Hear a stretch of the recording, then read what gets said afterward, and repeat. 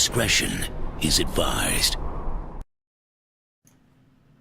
Happy Monday, you're listening and or watching PWNCAST. This is episode 179. We are in patch 7.3.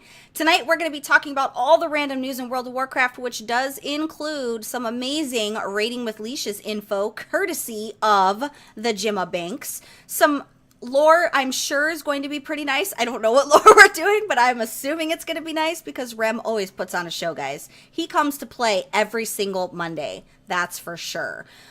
We have that, and then a nice little rant on data mining from yours truly. Guys, we haven't had a bell rant in a really long time. Guess what? It's overdue. So we have that and much, much more, so make sure you guys stay right here. You have crossed into the world of the dead in search of answers. Amongst the Azeroth elite, there is a group that defies convention. A group that stands in the face of trolls and doesn't flinch. A group that strives on unity, trust, and unwavering resolve. A group that eats tacos. For the players, by the players, we bring you. She can start a revolt with a Chaos Bolt, Bell, the PWNCAST Vanguard. Snap back and get faster for the pet battle Grandmaster, Gemma Banks. He's sharp as a dagger with that dapper swagger, Secret Sauce. With holy might as strong as his ancient knowledge, Remedies, the Argent Loremaster. We bow to no one. We are Legion. We are PWNCAST. Welcome back, guys. So, the guys behaved pretty well during pre-show. I feel like I'm okay to unmute them relatively early because they really did behaved like kind of weird. It's a little strange. Nope. You guys just decided today of all days you were going to behave yourselves? I've been good for like 100 But do you plus smell episodes. what the rock is cooking? Oh my god. Guys, so we're here and it's another Monday. We are rounding out the end of the month. Can you believe it's already October? Holy shnikes. I Is can't. that a thing? Time flies. Snakies, yeah. So I did bring the writers of Rohan with me. I did bring the monk who likes to pet battle with Mr. Butterworth Syrup. Gemma fucking Banks. What? So I may have been... Belle's awesome and pulls the images for my segment. So I was supposed to send her the name of the 5 pets today, or last night, excuse me, and I didn't. So I did it first thing when I woke up, and I must have had breakfast on the mind because instead of Bigglesworth, I typed Buttersworth. So obviously when she was looking for the pet, she couldn't find it. I feel like it was an autocorrect, or again, my mind was on breakfast. I feel like I should have known. I don't know who was not smart in this scenario. Was it you for typing that, or was it me for searching? Because I knew damn well there was. So when I type in Mr. Butterworth, all this syrup and pancake stuff shows up, and I'm like, what the hell's going on? It was my fault. It was not your fault. Then I was thinking, I feel like that's Mr. Bigglesworth, perhaps. And then it turns Did you feel that, or did Google feel No, that? I felt like that's what it was, only because that's one of my favorite pet names in WoW. Obviously because Austin Powers fan, so. We don't gnaw on our kitty. We did. Don't we, though? I don't, because I don't have a cat, but maybe the You gotta listeners be- do. you That's gotta why be you're gentle. single, because you don't. I'm just going to throw that out there. Wouldn't me it'll- having a cat? It'll take a minute qualify for me that for to single? absorb, Jim, and then when it does, you're Oh, going to be like, Jim. wow. Good job. Comment on the show, guys, and let me know if you got that right away or if you had to think about that. I had to think about it, but I'm on my way to the SPC this weekend. I'm going to get I'm gonna one. let that go. There's something to be said there, but we're just gonna peruse right on through. Let's I did not also say bring the priest who got their Mage Tower Challenge Artifact Weapon appearance, and What? I am super proud of you for getting that done. Yeah, I finally did it. I don't know how long, but less than 60 tries for sure. If you can do it, there's hope for us all because you're the That's best what I was of the saying. best, If I so. can do it, then anyone can do it, really. Well, a funny story regarding that, Rem. You'll think this is funny. So you guys know I got my husband back into WoW, and to preface this, I want to say it makes me feel good when he wakes up in the morning and he goes, "Oh, today I get to do da da da da da," because he remembers that he's got to do it, or he wakes up or he walks around the house and starts talking about random things that he wants to do in game, and I just look at him and smile, and I'm like, it feels good to see you back here in this moment where you just appreciate things in World of Warcraft, and he is absolutely like having a freaking blast at what he's doing. But he didn't know anything about the Mage Tower and what that was. He just saw that it was, you know, a legendary-ish type of quest because of the color of the exclamation That's point. what I did when I first saw it. I come upstairs and he goes, "I keep getting one shot."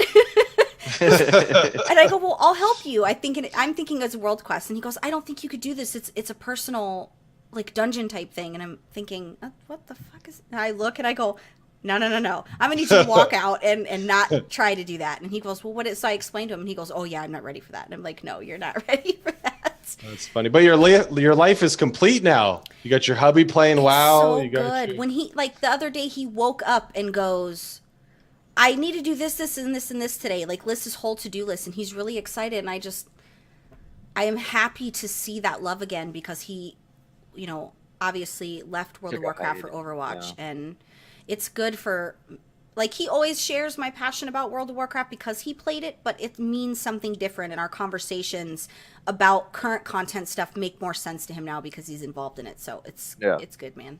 It's Well, good. good for you guys. Yeah, it's a happy time in our marriage, guys. Good. And it makes me as a wife more agreeable, if I can say that. Warcraft replenishes marriages, guys. Yeah, it keeps the spark. It makes me more agreeable. You know how on TV for adult chats. husbands act like when the wife screwed up, they'll like milk it for a while and be like, "Well, you did this or whatever." I could see him being like, "I could do that, but I got to get this quest done, so you do more at home." He Does totally he do that? will. I'll be working in the middle of the day, and I work from my living room so that we can watch, you know, whatever random shit we're watching on TV. So I work from my living room, and he'll just randomly like make his way upstairs, and I'm like, "So you're just leaving me?" And he goes, "Well, I mean, the kids aren't here. I'm just gonna go play WoW." I'm like, "Oh, okay. Well, That's so funny. bye." No, he's not playing quietly. He left. I told him he could play in here as long as he didn't click-clack on the keyboard, but he didn't want to risk me yelling at him, I guess. One day, guys, we'll have a house where I can have my own office, but then I'll be sad because then I'll be alone, but then I'll be happy because I won't. So it's just one of those things. So, guys. Yes. So much going on right now because they have 7.2.3 on PTR. There's a lot of 7.2.3 stuff that I'm not going to talk about because it is spoilery. We'll talk about that in Bell's Bites because I got a nice little rant about that kind of stuff. But I do have some things that I did pull that are a matter of importance. 7.2.3 obviously is going to be the raid patch, and there's just going to be a couple other things that are going to be added to that. It's not going to be huge in content outside of, obviously, it's bringing the raid. So with that being said, for this week, it's going to be the Battleground bonus event. So make sure you go in there, do the cha-cha, do your thing. You know, get excited, get hyped, do whatever you do, Battleground related. And the Harvest Festival will be the 29th, and it's going on through October 6th. Now, when I was looking up trying to see if there was anything different, because I don't really remember this holiday, and I don't know if it's because I really like the Pilgrim's Bounty. I like the Halloween and obviously the Winter Veil stuff because those are my, you know, the end of the year stuff, which I think is like a lot of us, those holidays are my absolute favorite. My garrison still has Christmas decorations in it so that I can... Mine still has Halloween. Yeah, I want to be Christmassy all year round. So whenever I go to my garrison to do my auction house things, which is a daily thing, I use my garrison every day. They said we wouldn't do it, guys. Naysayers said we would never use our garrisons in Legion. I use my garrison. Yeah, but you're not normal. So. And they were right, because we don't. You do. I also have the auction house there, and it's just easy to use. That's cool. The Hearthstone for my garrison versus taking the portal to Stormwind or something like that. I really like visiting my garrison. I get my auction house in Dalaran. Gets as a perk of being a good player and being engineering. Yeah, but I don't... Why would Bell, a clothy, a warlock, be an engineer? That just doesn't make any sense to me. An engineer. But that doesn't make any sense. Well, why would your priest be an engineer? Because I played a lot of World PvP during Mist, and that's when they unveiled the Goblin Glider, and it was amazing. Yeah, remember you had to be an engineer to use it? I don't I remember believe- that time, to be perfectly I've honest lost with you. count how many times the glider and the boost saved my life in and out of PvP. So the Harvest Festival, in case you guys Yeah. didn't know, this is Yeah. it's a very it's a smaller holiday, just like the other random like the Pirates Day and the awful Children's Week where we have to abuse the orphans. So this celebration is actually held in honor of fallen heroes of the Horde and Alliance, which I didn't know about. I don't know that I ever paid attention to this specific holiday. The holiday is based off real-world harvest festivals such as Korea's and Chinese. The Chinese have a mid-autumn festival. I thought this was kind of cool. So basically, the premise of this, there are feasts that are set up outside of Orgrimmar and Ironforge, and you can sample the various harvest foods. Nearby quest giver presents the task of honoring fallen hero, and Horde players will be sent to leave an object of tribute to the monument to Grom, Hellscream in Ashenvale, which is kind of cool. And Alliance players actually go to visit Uther in Western Plaguelands, which is kind of cool. So I thought that was kind of interesting. A nice little... I think it's more lore related than it is anything else. And if you guys get the opportunity, there's a nice little write-up... There's a nice little write-up in the comments on Wowhead under the Harvest Festival where this person just kind of broke down the reason we honor and pay the tribute for those two specific characters. So I thought that was really nice. So if you guys want to go check that out, definitely go check that out. But it's nice to kind of have a lore-related holiday. And something that pays tribute to other stuff around the world. It's not always just about the holidays that we know. Does Rem agree, though? Is that a good type of holiday, a lore-related holiday? Not at all. But I like stuff like this where it's nothing important per se in terms of like, oh, I don't get cool awards or a title. I'm not doing it.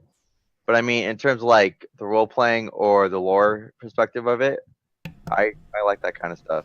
Yeah, I agree. I think those kind of things are good. So you don't always have to get toys and pets and all like. Whoa. You don't always have to. It's nice when you get Okay. those things, right, for the the main stuff. And it is nice if Blizzard adds to it every year. Like, I think it's important for things like Brewfest and Winter Veil and all those things that stuff gets added to every year. I really think that they're tasked with the responsibility of keeping it relevant and fun.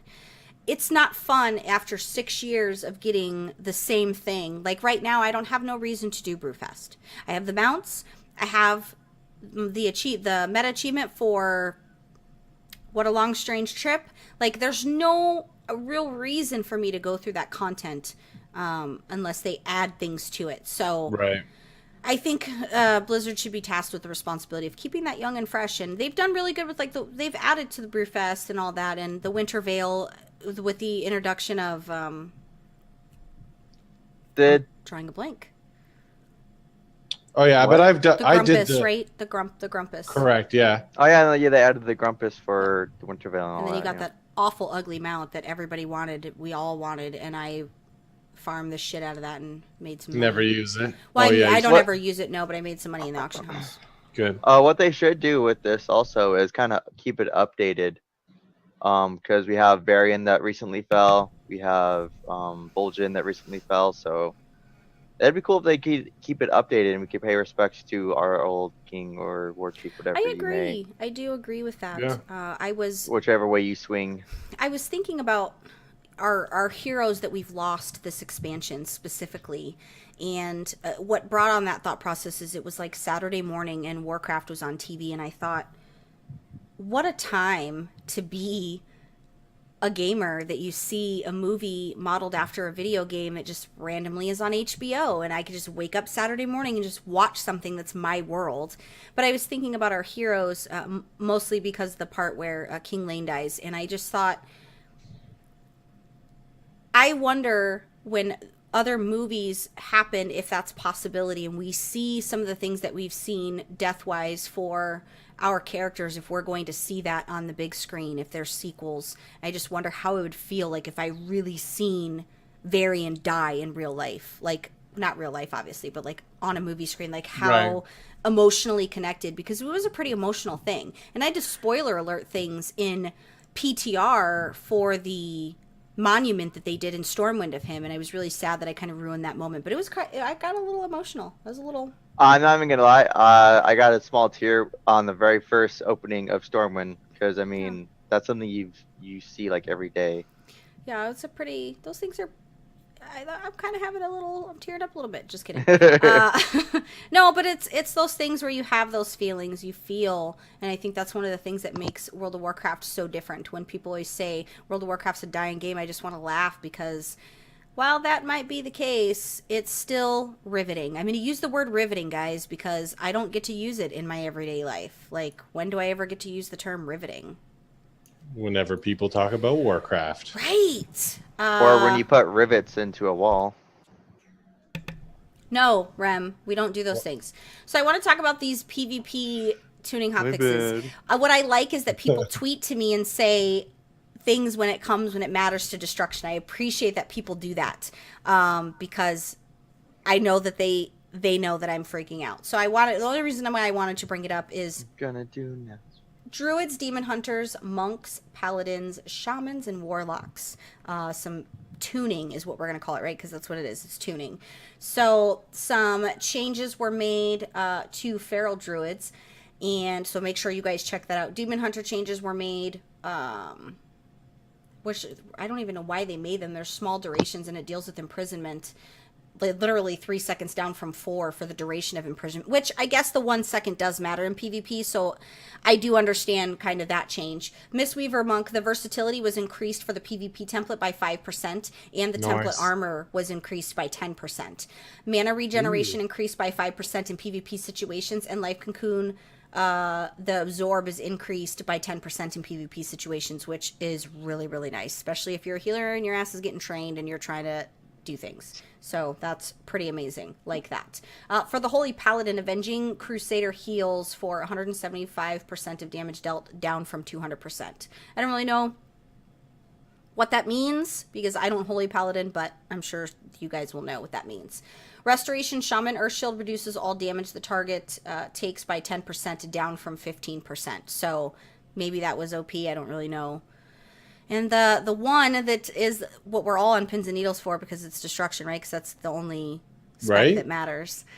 Chaos Bolt's damage was reduced by 10% in PvP situations. Focused Chaos increased Chaos Bolt damage by 65%, was 75. And then Firestone increases critical strike chance by 65%, down from 75, and the PvP template intellect was increased by 6%. So you said that wrong when you introduced it. All the changes that people wanted a nerf on destruction. Well, and here's the thing, and this is what I said on Twitter. While it is a little nerf, it kind of needed to be. The Chaos Bolt, if I'm left to free cast, I'm killing everything. That Chaos Bolt is gnarly, especially when you have the talent that increases your Chaos Bolt damage. So like it's really important in that scenario to keep it balanced. I don't want to, let me not lie, guys. I love going in and just going ham when people aren't paying attention in a battleground to what Belle's doing.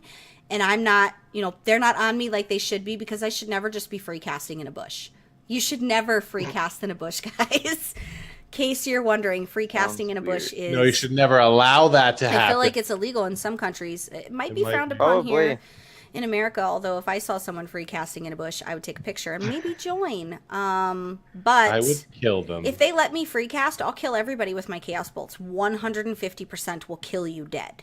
And also killing blows. It did need a little bit of a nerf because it is is a very gnarly well, I mean, it's not really that significant of a nerf, though, too. Most of it's only 10%, but then they increase the intellect template by, 6 or 8%? So, yeah, they offset overall. It kind of evens itself out. Yeah, they offset overall, so it's not that big of a deal. And in truth, in PvP, my Chaos Bolts are not my number one moneymaker all the time because the cast time. Sometimes I just don't have that way to do it. Yeah, it's really going to be about that Incinerate and the Conflagrate, too, when it's off its recharge. When do these changes take place?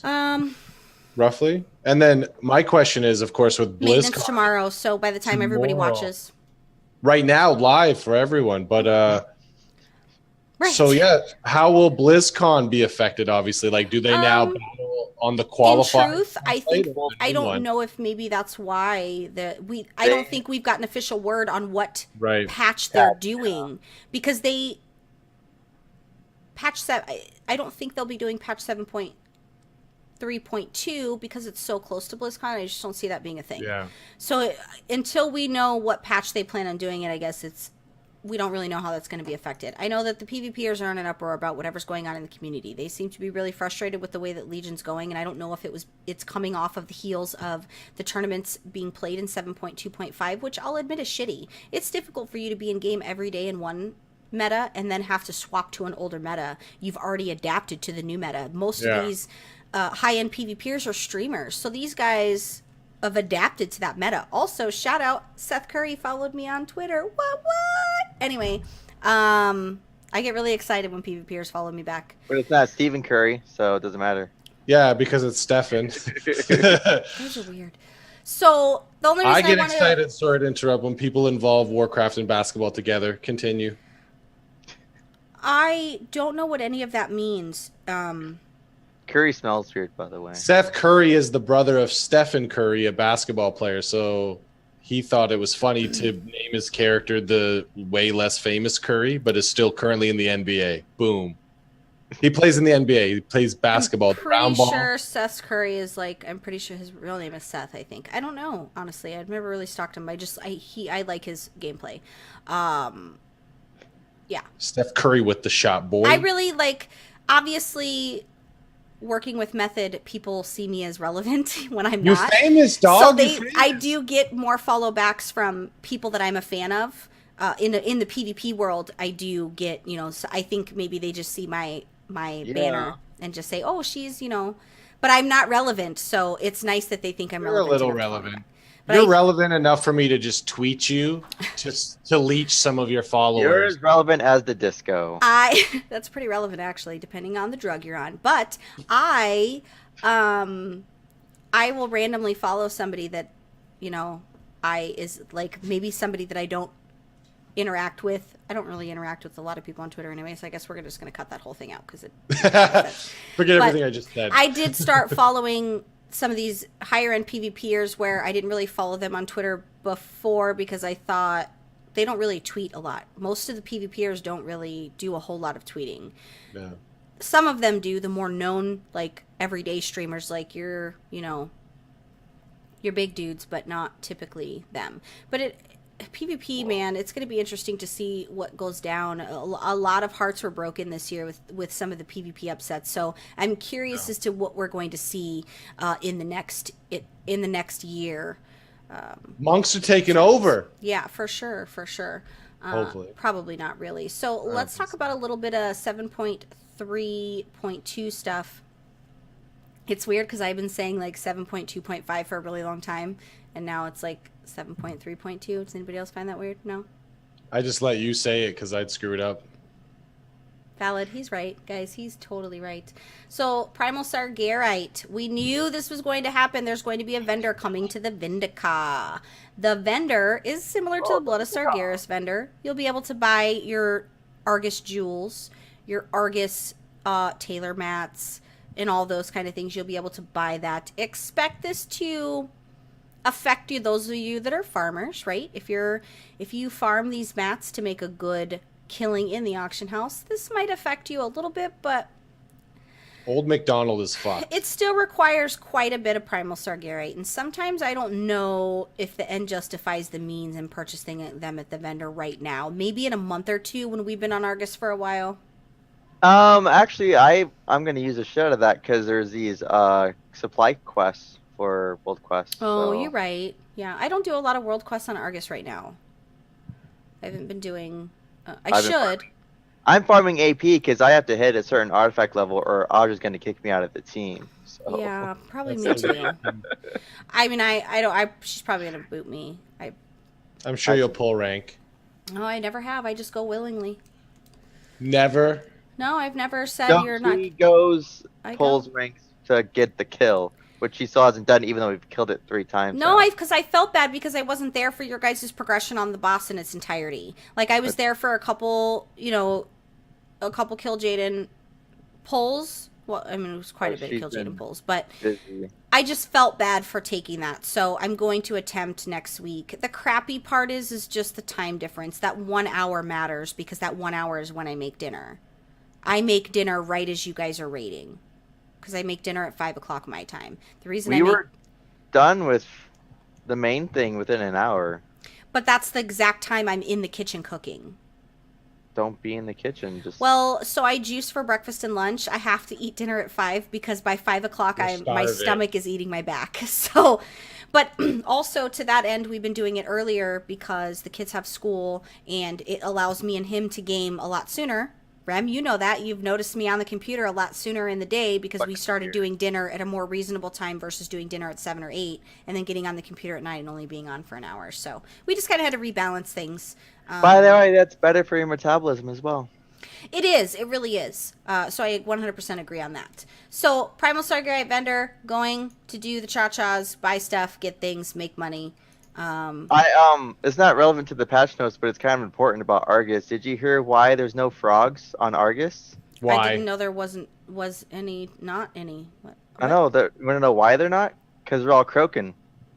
Wow, that's a really bad joke. Did you just think of that joke? No, I saw it a week ago, and I told Jim, and he's like, that was really bad. I'm like, I'm using it. Yeah, it was super bad. It was Anyways. terribly. Yeah, no, Primal Sigurite, use it to complete the supply quest, guys. Argushan Reach and Armin Delight rep. So honestly, like, you don't have to go really... I appreciate Rem. Like, Rem's like the guy that loves the rep, and he loves to do all those things. Here's the thing. We still have time in this expansion. If you don't get revered and exalted right away with these two things, you're not going to die. It's going to be completely fine. Like, take your time, pace yourself out. You don't have to rush and go ham and do all the things. That is how people get burned out. I haven't done world quests in a few days on Argus. Now, when I go to do my world quests, I'm not going to be super burned out and annoyed because I've spent the last week grinding world quests every day. That is how people get burned out, is because they're repetitious. Rem doesn't get burned out because he likes his... repetitiousness. Yeah, he likes to be repetitious. I totally take breaks from world quests. Yeah, don't judge him. You didn't even ask him an open-ended question to find out if he is burnt out. I didn't even use probing questions either. Like, I was just totally made a judgment there, guys. Blatant And that's descriptions that were inaccurate. what? So you're not burned out, is what you're saying. No. I take We don't breaks. game enough to be burned out, though. That as well. We don't really get a lot of game time to be burned out. I would love... Sometimes if I'm just sitting AFK in game, it's not because I'm burnt out. It's because I'm tired and I don't have the energy to think. Like, we did time walking and I was healing and I told Rem I don't want to think. I want to face roll my rotation. Belle, I never have to think about her rotation. It just gets done. But when I'm healing, like, I have to think. People died in the time walking, guys. Like, it was a thing. And I'm not... In my defense, I thought Shuto was going to heal. So. And that's okay. I didn't mind. And I got a piece. I needed the piece on the monk versus Belle because she's... I think she's like 930 gear now. She doesn't need... That's I weird. can still actually use it on the brief. Woof, woof. Wow, that's super weird. My dogs, like, never bark. I apologize for that, guys. That's really weird. My dogs literally never bark. I think they're barking at the neighbor's dog. Anyway. Iron bark. I'm already mad because the dogs ate my shrub outside. I saw that. They didn't eat a couple leaves off the shrub. They ate the whole shrub down to like Why? 3 little sad branches sticking out. So because I rent this home, we're going to pull that shrub out and pretend like it was never there. Like, will Right. will the landlord notice that we're one shrub missing in the backyard? We'll find out in 6 months. Yeah, I don't know what's It'll going on. grow back within a couple months. So Yeah, I have no idea what's going on with that, to be perfectly honest. fucking A. Yeah, holy. Holy.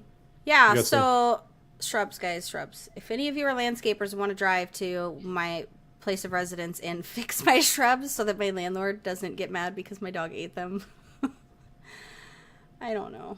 I hate dogs Wait. sometimes. They're just trying to get on the vegetarian fad, so it's not good. Well, and Rem, you know that I fixed all of my baseboards that the dog chewed, right? Because they are made with really cheap. So I fixed all the baseboards. I painted over them. Guess what? They're fucked up again. The dog chewed them again. So I told my daughter, I'm getting rid of your dog. Like, Riley is leaving. I'm going to get rid of your dog. I'm going to find a nice home for her, but it is not this house. I'm sick of her tearing up my shit. We had to turn the irrigation off because the dogs completely tore up all the irrigation in the backyard, and my bill was like an my extra gosh. $40. Anyway, this is World of Warcraft, not World of Belle's Dogs Make Her Crazy Craft. So, the Awoken Titan Essence, because this Awoken thing had me thinking about the hashtag Stay Woke, because that's like the thing on the social medias where everybody's like, stay woke, blah, blah, blah. I don't really know if that's what they got it from, but the Awoken Titan Essence. We will be upgrading our legendaries to level 1000. Whoa. Did you ever think you'd see a day? I think this quest is going to run similar to the Writhing Essence that we did previously. Pretty much the same deal, but that is happening with the new patch because we knew that was going to be attached to the raid, the higher item level. Fuck it, let's just go 5,000 item level, guys. Let's just go completely ham. No, let's go over 9,001. It begs the question. I feel like they're gonna have to do another squish soon. Yeah. Well, I'm surprised they didn't. Honestly,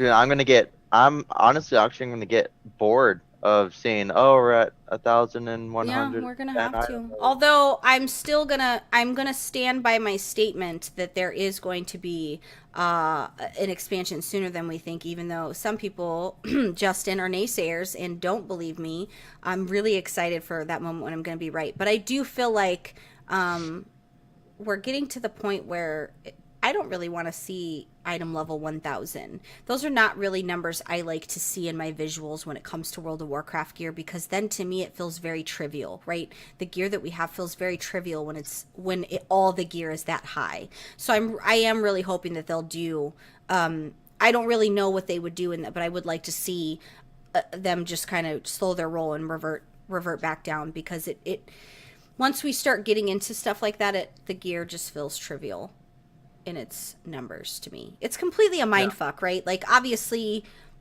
it's different in game because the power is all equal, but to me the gear doesn't feel as important because it's such high numbers. Relatively speaking, we're doing the same damage as we did during Wrath. It's Right. just inflated numbers. That's what my problem Yeah, is. I like to see the smaller numbers when it comes to stuff like that, because when you do get the higher number stuff, it makes you feel, like 1,000 item level I'm not excited for that outside of the stat improvements that it's going to give my gear, but it just seems like it's a lot.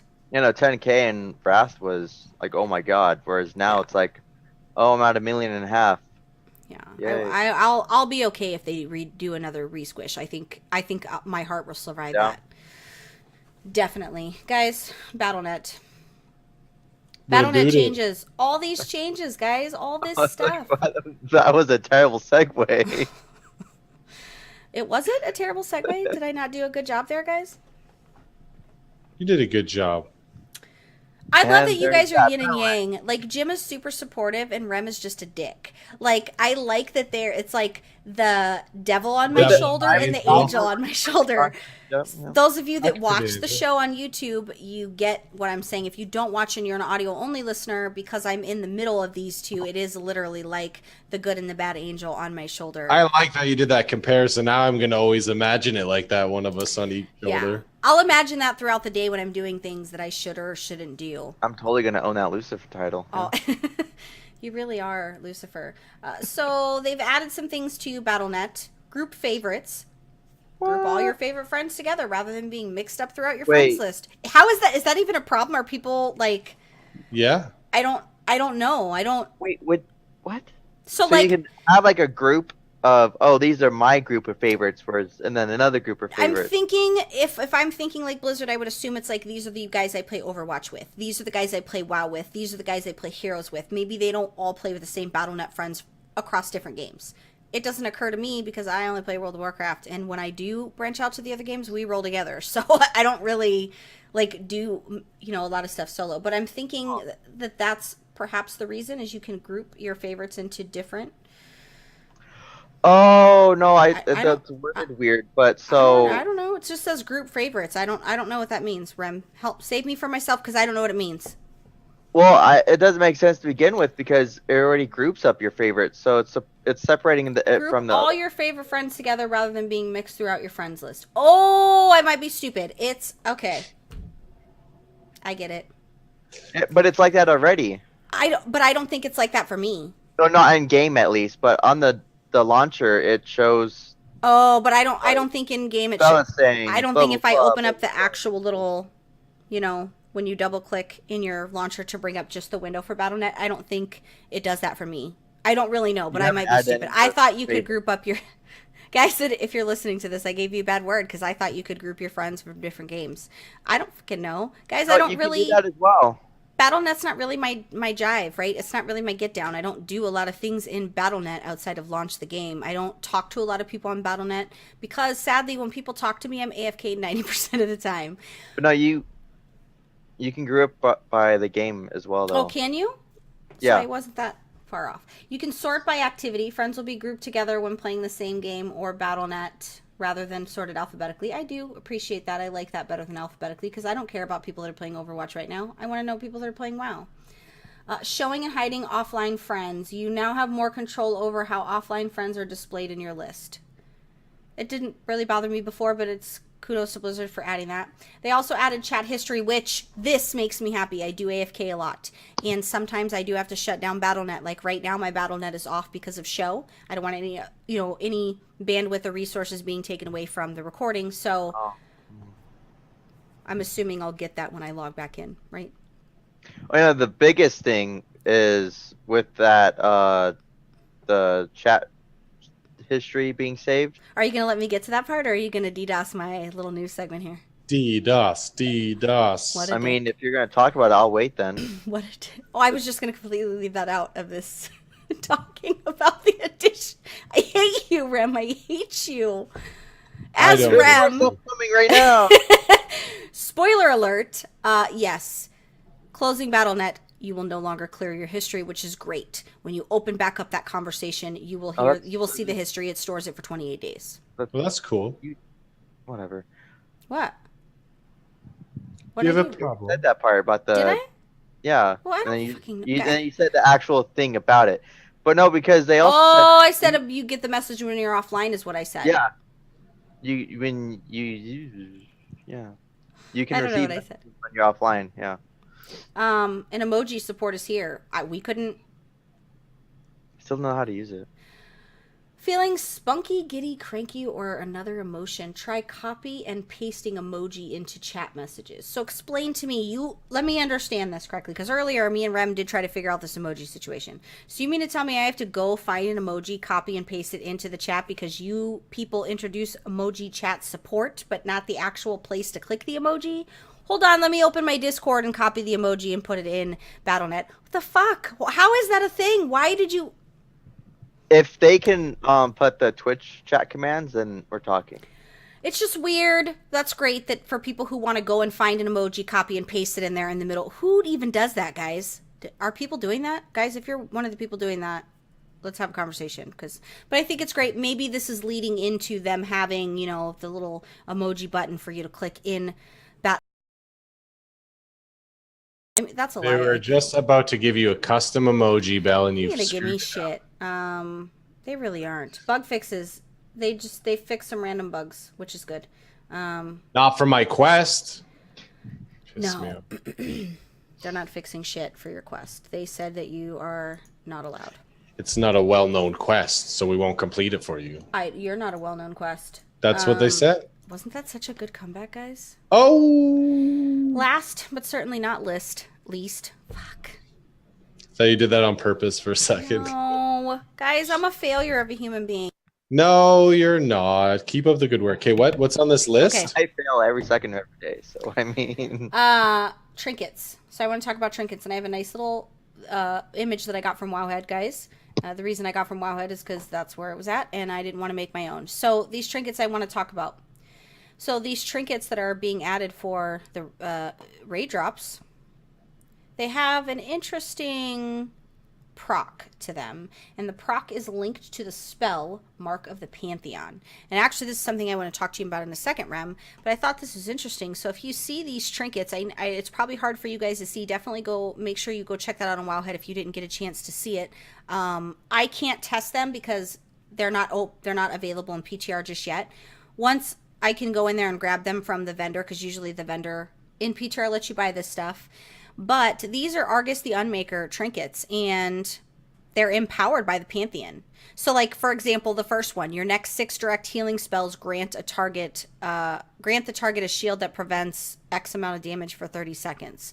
I think it's interesting that it's another proc on top of what's already on there for the equip. Rem, is there any reason that you could see from a lore perspective when it comes to like now we have the Pantheon empowering our trinkets. What does that mean? I don't really know who. I'm going to say this and people are going to make fun of me, but I don't really know what the big deal is about the Pantheon, and it's not because I'm uneducated, it's just because I don't know. So. Well, you have chaos and you have order. The Pantheon and the Titans are all about order, whereas Sargeras and the Burning Legion are all about chaos. And it's significant because that is two primal forces coming together. Pantheon, light, other side, dark. No, not like the Force. Not like the... No, he was going to tell you until you lost his I was trying to put it into something light... else nerd related that I would understand, so I thought maybe it was like the Force, but apparently it's not. The light and the void are clashing against each other. Order and chaos are against each other. It's not like they're part of this. I mean, the order is obviously on the side of the light, but it's not the light. But the Pantheon and the Titans are actually more more arcane. So with the Pantheon's empowerment, is that anything foreshadowing? Foretelling? Okay. Well, it's foretelling that I don't know a lot about the raid or the fight for it, but it's just foretelling that we're going to be utilizing either their power or they're going to be helping us during this raid and in future endeavors. It's interesting. We're gonna join the Pantheon, guys. We're gonna be I don't gods. normally talk about gear on the show like that, but when I seen that, I thought, well, that's kind of an interesting, secondary type of proc, and it's different for each trinket. There's different types of procs that it does. Some increases the intellect by X amount, which I think that's nice. Interesting though, for sure, that we're getting the Pantheon's power in the trinkets, which is... And it's a nice twist. I like it. Yeah, I agree. Only one of them is really useful though, so it's okay. Yeah, I don't know about any of that, and I don't care to. Moving right along, guys, get excited because it's pet battle conversation time. What? Yeah, Mr. Buttersworth. Are you ready Mr. Buttersworth? I should have pulled the picture of the Mrs. Butterworth and used it during your segment, but I didn't. Are you guys big sweets or pancake eaters for your breakfast? I love carbs, and that is one of my favorite carbs is pancakes. Absolutely. Really? Yeah. I don't mind pancakes. That's why I'm fat, guys. I ate too many as a kid, so I'm kind of like still getting over a pancake hangover. So. Oh yeah, I love like a good I don't care for them. I'm not big. They're delicious. I never order pancakes. I'm a bacon and eggs kind of guy. But why not all three? I could do that. Give me the entire thing, sure. So I did a lot of pet collecting this week, and I just added a bunch of pets to my collection, and I unlocked and finished the Raiding with Leashes 5 achievement, the Cuticalism. So by getting that very cool pet, and it just made me think of all the other achievements and all of the meta pets that you get from all 5 achievements. So I thought, why don't we just break down and go over a couple of them, right? So I loved and thought it was a great idea for them to add another meta achievement, or the first one, I guess, in this situation. And it was the Raiding with Leashes achievement, the one that set it all off. And after unlocking all those pets or getting them all, you got Mr. Bigglesworth, not Mr. Buttersworth, right? Bigglesworth was a great pet. I actually used it a lot early on, actually. It's an undead kitty, and it's very useful for a variety of reasons, or a variety of uses.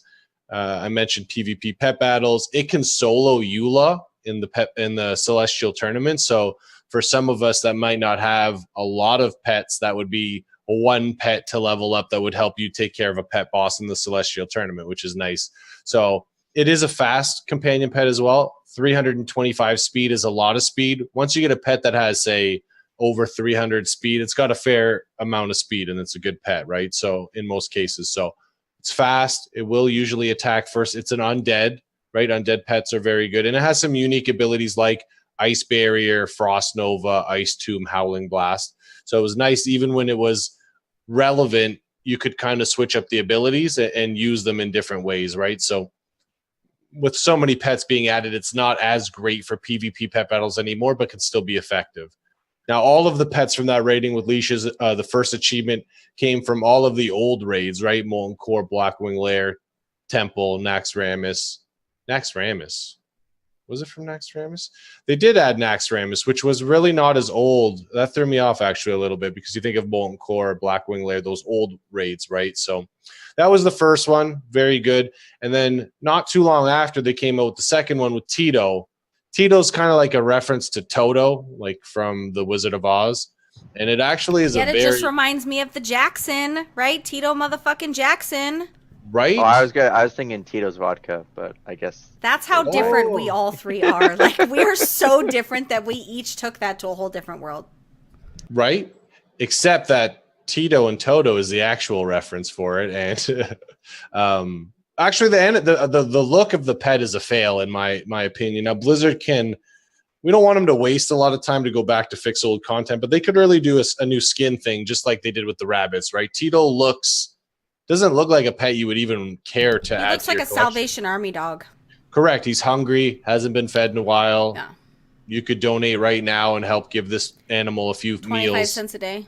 It's not much. No. But what makes up for this ugly appearance is its animation, actually. So as it's just standing there, a tornado comes and takes this ugly looking wolf and takes it away. The tornado has, like, I think a house in it or whatever, I guess similar to Wizard of Oz. It's been a while. I think that's what happened to Dorothy. But Tito is a useless pet, kind of, in my opinion. I've never used it for anything other than just looking at the narration. So all those pets from that achievement you could get in Karazhan Tempest Keep, and then Serpent Shrine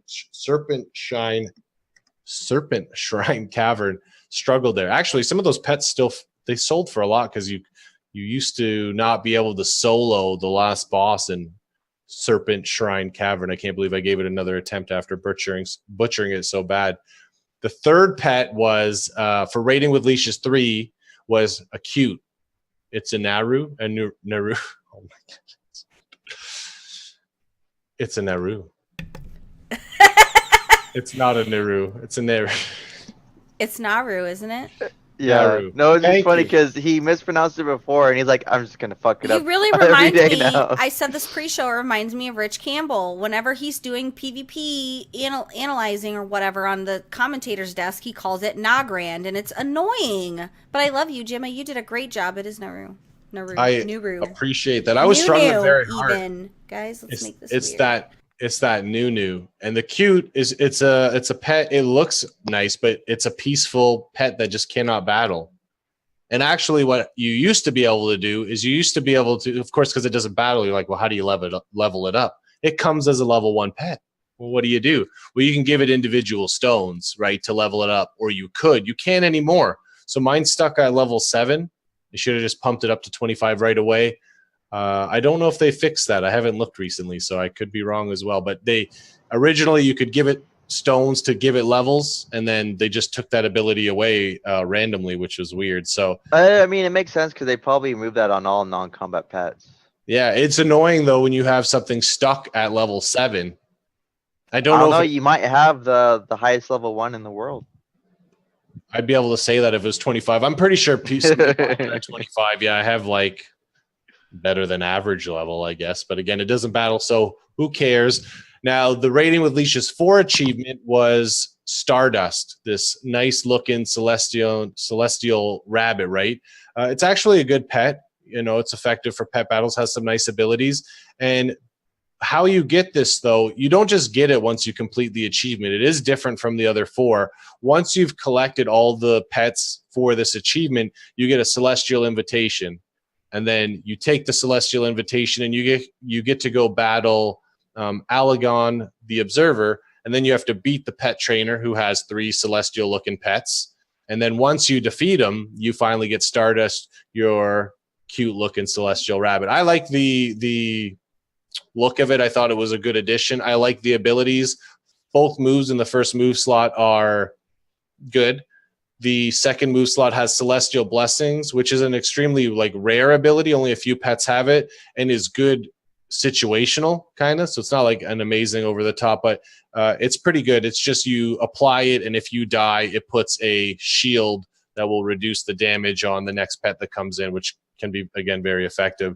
And then the last move that I think is unique in that third move slot is Phase Punch. It'll just force another pet into battle and do a little bit of damage. So this pet is also fast. It's not as fast as Mr. Bigglesworth. It's got 309 speed, but overall has a fair amount of speed. So I thought it was cool that it was a little different and unique. They did not do that with the 5th rating with Leash's achievement, Cuticalism. And I just got it. I wrote it down. Amalgam of Destruction. Yes, that took too much effort, actually. It's such an awesome looking pet. I like the look of it. I feel like it's the best looking of the 5. You could maybe argue Stardust is cuter, but like, look at this thing. I've power leveled it. I haven't had a chance to battle it yet. I just got so many pets this week, and again, it kind of inspired me to talk about it. Let's look at the abilities for this beast looking pet. Where did you go here? Okay, so we have this Cataclysm pet, and a lot of the pets from this last achievement I mentioned has Cataclysm. It's a 50-50 shot that you're going to hit, but does a lot of damage. This pet has a lot of damage, a lot of attack power, 325 is a fair amount of attack power, so when you hit with Cataclysm, it's going to hurt the enemy pet. So that's cool. Elementium Bolt will also hit very hard. You'll launch, a big Elementium Bolt into the sky. It'll come crashing down in 3 rounds. In the same move slot, that second move slot, you've got Fire Shield. So you could choose Fire Shield, which will it'll damage the enemy every time that you take damage. So that lasts for 3 rounds. Fire Shield. I might want Elementium Bolt. Who knows? And then, of course, in the third move slot, we've got 2 good abilities. Again, you've got Volcano, which will put a volcano next to your enemy, and it will kind of erupt a few times over the next 4 rounds. Or you can use Flame Jet, which will do a nice chunk of damage, and it will ignite. It has a 50% chance to ignite the battle area, which is really cool, because if it does, it'll change all the battle area, and then it will just burn all enemies or the enemy a little bit each round as the area of effect has changed. So overall, I thought Blizzard Think Blizzard has done a great job giving us these kind of achievements to collect and reward us with a meta pet or a meta achievement. So I have a feeling they will do another rating with leashes eventually. No rush. I know some of the listeners are probably still trying to collect some of their pets, but thank you for listening to my pet battle story. My pet collecting story. I thought it was a very great story. It didn't make me yawn at all. My eyes are just watering because I'm really tired. It wasn't because I yawned, guys. My eyes water sometimes when I hold yawns in, so I hope you didn't lie to the public and because you were holding in your yawn. No, I did yawn. I was yawning profusely because were it's you? way past my bedtime. But when is Thursday it? Night Live. We're thinking about it, guys. We're considering the possibility of a day change, which makes it better. It'll be crappy for 1 week because I think it's longer without an episode, ? Or maybe it'll be 2 episodes in 1 week. Whoa, let's do it. Let's overload the public with... Yeah, we could just do a random, impromptu looking at Rem's weird rock collection or Jim's weird sock collection. I actually tried to buy. I think we were thinking of the same joke, maybe. Both of those could be great jokes, actually, depending on the type of person that you are. And since I'm pure in its purest form, guys, I don't make inappropriate jokes, okay? The imagery of Rem and I on your shoulders as devil and angel. Don't forget, on that same imagery, you still have devil horns on your head. True. Like you don't. I tried to be younger this week with pigtails, and I told Rem I just end up looking like a middle-aged hipster. That's pretty good. Yeah, it was embarrassing. All you're missing was some flannel and a hat.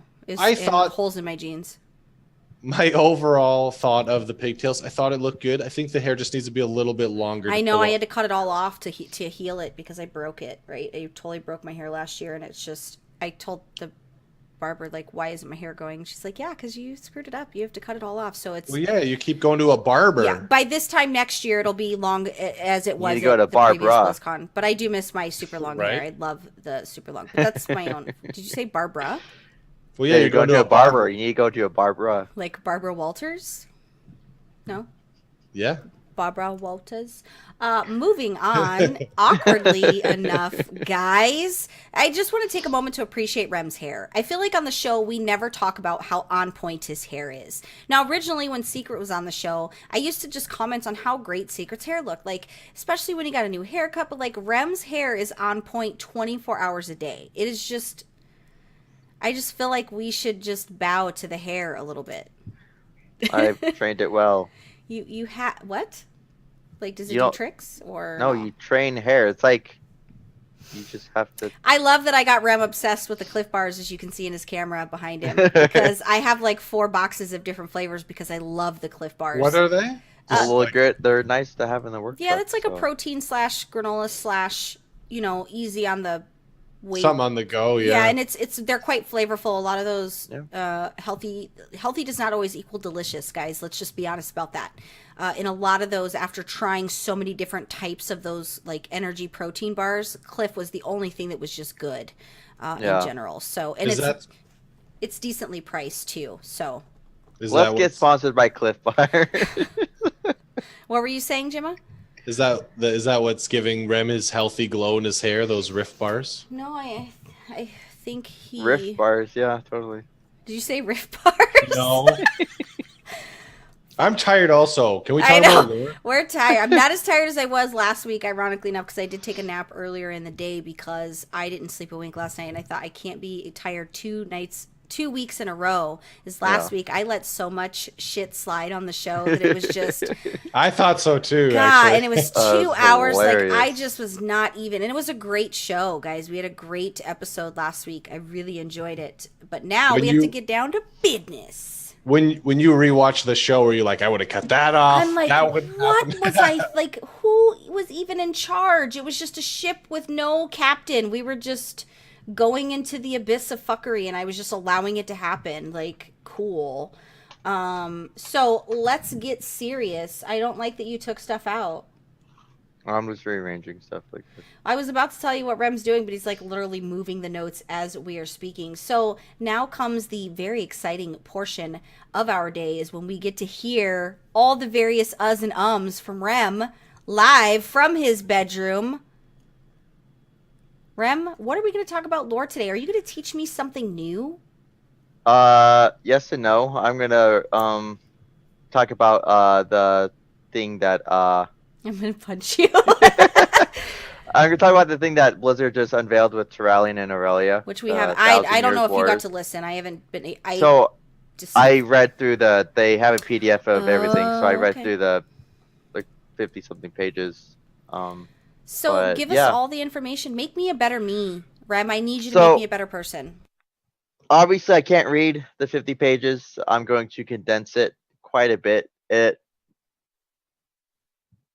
pulls all the stuff that we do not know about Alleria and Turalyon, because all we know is that they disappeared during the closing of the Dark Portal, and it explains all that time frame in between then and what's going on now. And it makes a lot of sense how it all went down now. So Alleria and Turalyon for all this time were actually chosen by a prophecy, not only a prophecy, but their fate was intertwined into going into the Army of the Light and eventually meeting us and all that kind of weird prophecy stuff. But we didn't know is how they got to that point in Argus where they're on Zenithar, where Turalyon is his great Exarch, which is the highest rank you could possibly get in the Draenei military, which is unheard of for a human. And Alleria, how she's been tapping into the void while we're dealing with her on Argus. And what we didn't know is Alleria and Turalyon were actually separated for almost half of those thousands of years. And when we were on Draenor and Ner'zhul is breaking apart the world because he's trying to open up all these rifts, is as Draenor is becoming Outland and pretty much imploding in on itself, you have Alleria and Turalyon that are fighting over by the Dark Portal, and because all these rifts are being ripped apart and opened up, one opens up near Aurelia and Turalyon where they're fighting back to back, and something happens to where they have to, I forget what it was, but something was happening where they were like, oh shit, we gotta move. and they jumped into the rift, and they end up in the twisting nether. And this is where we get into the part where they all of a sudden they disappeared, where they in the midst of the chaos, and the Alliance expedition and the Sons of Lothar are closing the dark portal, trying to make sure that Azeroth isn't pulled into this to the cataclysm pretty much of Outland. You have Alleria Turalyon that are pulled away, and they eventually become tracked down by their Burning Legion. You have Sargeras' agents coming after them because, like I said, they are part of this fate, part of this prophecy going on. And Lothraxion, the Holy Dreadlord, which at first made zero sense, but it makes perfect sense after we went to that whole ordeal with Zura, trying to purify or bring Illidan into the light. And so what she was doing to Illidan is pretty much what she did to Lothraxion. She purged his I was going to say dark desires, but that sounds weird. But she purged the Does fel. it sound weird, or does it sound like a marriage? Because I feel like that's something a wife would do. Am I A little right? bit. Am I right? Zera's the wife, yeah. But so we have Lothraxion is a perfect example of what the purging, not purging, but what Zera's power is able to do. It embodies you. It makes the light one with you, and so you have that going on. But so Lothraxion comes out of a rift. By the way, the Army of the Light knows how to do time warpy portals. But yeah, that we find that out. Well, Lothraxion comes up to them and goes, "By the way, here's all this thing going down." They talk for 3 days, and they're like, "Okay, you have to give us a word." And we start to see Turalyon really coming into his what's the word, into his image of what Underwear? the light is. Oh, not underwear. Got it. I was thinking So of something else. So in terms of the whole cosmos, the human paladins have been around learning about the light and utilizing the light for a fraction of a second in terms of the grand scheme of things. And Turalyon is learning all these things from Lothraxion because he's considered a paladin because he uses the light in a military concept. But you have him teaching Turalyon all these things, and you have Alleria trying to learn the light, and she can use it, and she's able to use it very well, but there's always like this thought in the back of her mind during during the lore that they unveiled, where she's being called by something else. Like the light isn't giving her what she needs pretty much. And it cuts through to when Turalyon and Alleria first come up and meet Zura. And so what they do is they do kind of like this ritual thing where Turalyon is pulled into the light, kind of like a peace pipe. They're having hallucinations and visions, and pretty much brought into what they could be, what they can do. And Turalyon and Alleria are having visions of the Alliance. Alleria was able to see that Stormwind is being rebuilt, and all the statues of the Sons of Lothar was being erected. She was able to see her statue and Turalyon's statue next to each other on the Valley of Heroes in Stormwind. And they both saw Eretor, which it also there's a small segment where she was able to use the light to send feelings or emotions to Eretor on Azeroth when they were out hiding out in the Twisting Nether, which is kind of interesting because because I don't know if it's because in the Twisting Nether or if light can just span across everything, but it was really interesting. So you have a part where Turalyon and Alleria go to Argus as a sabotage kind of espionage mixed with stealth mission, and Turalyon is embodied of the light. He is as he is now. He has got the holy armor. He can use his freaking light shoulders as a light, not a light, as a flashlight, pretty much. They actually talk about that. It's kind of funny, but we have this part where Alleria and Turalyon are trying to get out of Argus, and the Burning Legion have found them out, and they are encircling the vessel that they used to get there. And there's walls and walls and walls of demons, and Turalyon and Alleria are hacking their way through them, but there's no end to them. And there's a part where Alleria uses the light to kind of like cascade everyone away from her, and she lets go of the light and lets the void and the madness not consume her, but she lets it in, because that's the thing that in the back of mind that she's always been paying attention to. And she lets it control her actions, and she grabs Turalyon, opens a void portal, and they port through, and they're back in the twisting nether. And Zeros says something that they both understood but didn't fully understand. Was that makes sense, I swear. But the shadow, the void, and the light cannot coincide. They cannot coexist. They are both needed for the balance, but because of Alleria letting the void in and letting go of the light, there's a part where Alleria and Turalyon actually go to clasp hands as like a "we made it" kind of thing, and they are both shot with pain because the light and the void were clashing in that moment. And it goes on and on and on, where they split apart, and it's like 500 or something years later. And it's actually, if you ever done the hunter, the order hall thing for the getting your marksmanship weapon, where you find out that Alleria was held on Niskara, this little planet, or this meteor, whatever you want to call it, and you have to get her bow, and you find out that she was actually there.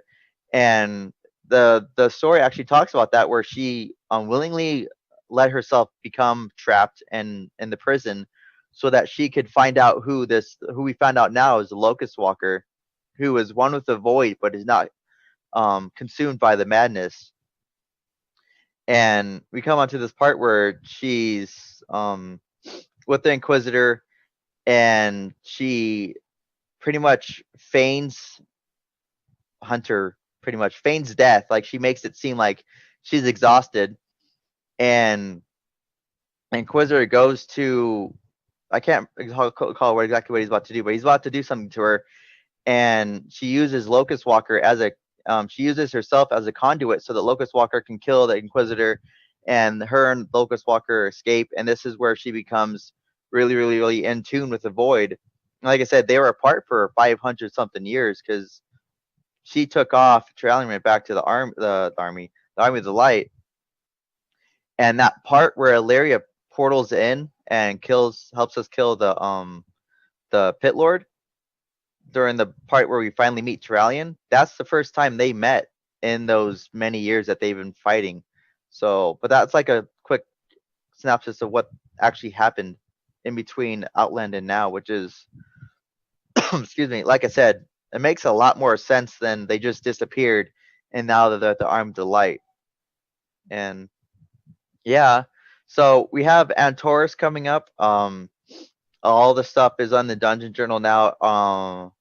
The loot table and the mechanics and all that, or at least for Argus the Unmaker, which is pretty cool. That means they're getting really, really ready to unveil and make the raid live. I was going to talk about some of the bosses that we'll be going up against. And like I said, Antorus is like their Death Star. It is their sole focus is on this citadel. And it's also the secret weapon. We didn't know about this up until we finally got here. But we're going to fight a couple people, couple bad guys. And so we have the Geralthic Worldbreaker, which is pretty much like a Bane. Oh my god. He is a Bane version of a Fel Reaver.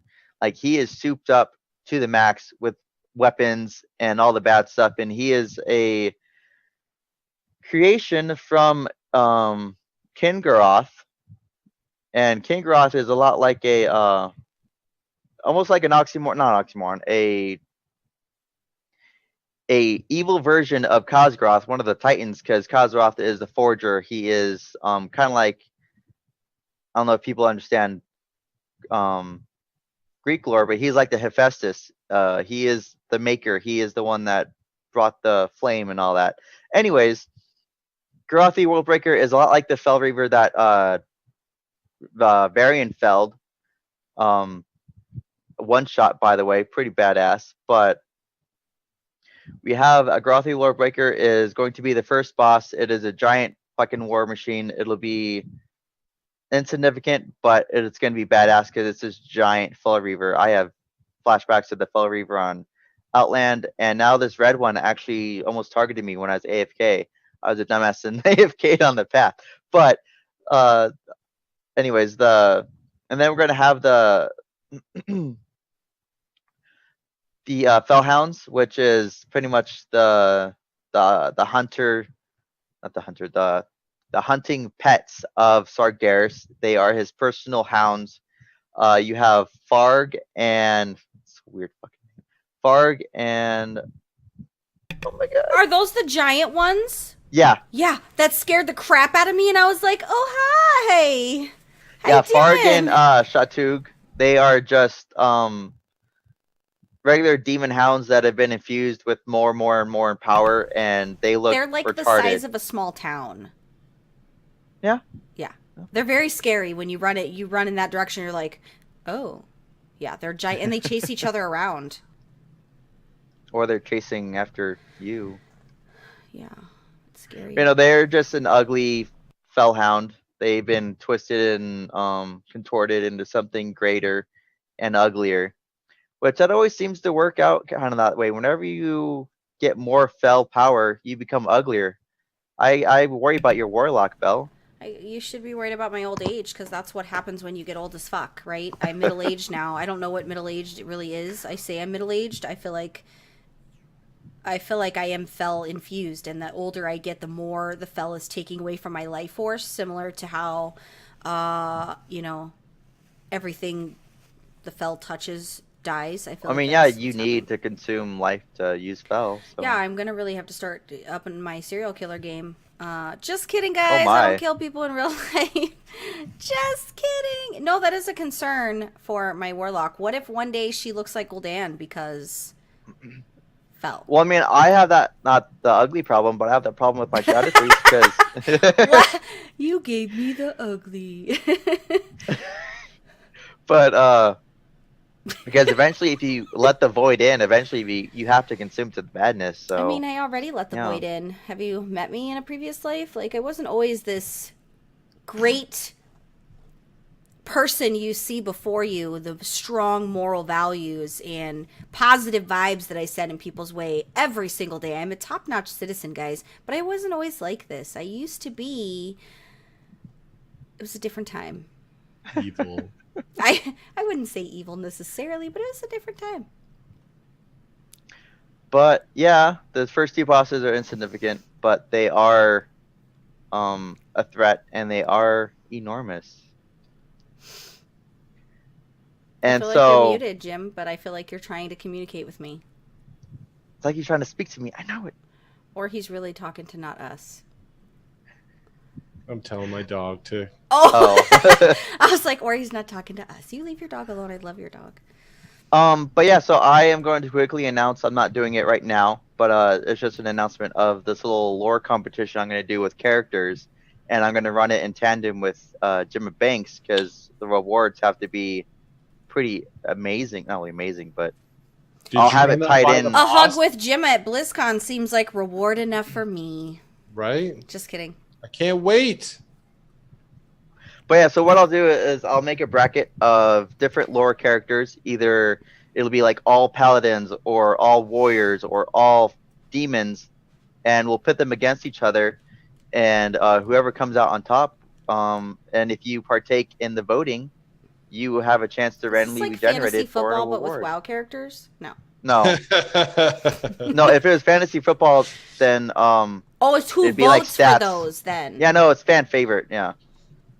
So it could be like, So one of us picks one. I don't. So no, that's what. Oh, you're just talking about. You're not giving the full. Got it. Okay, I No, got ahead of myself. Sorry. No, like let's say it's Balnazar versus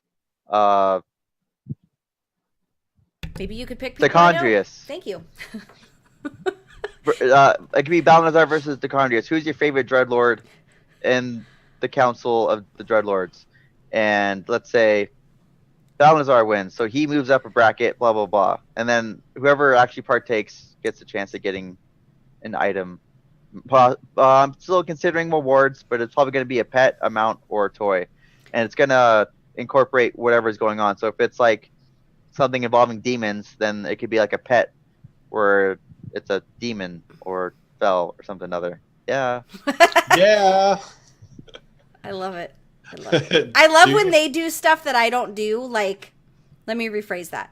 I love when they do stuff that I don't have to deal with, right? Like, they want to do their own contests. They want to do their own giveaways. That's great, because that means I don't got to do shit. Like, I could just sit here and smile and wave and just be like, hey, join our contest. I love things I don't have to directly be involved in because I'm tired and I'm old, guys. Old. Aging hipster. Middle-aged woman trying to be relevant in World of Warcraft is my official description. Okay. It sounds about right. What is the age for middle age, by the way? I feel like we're there. 31.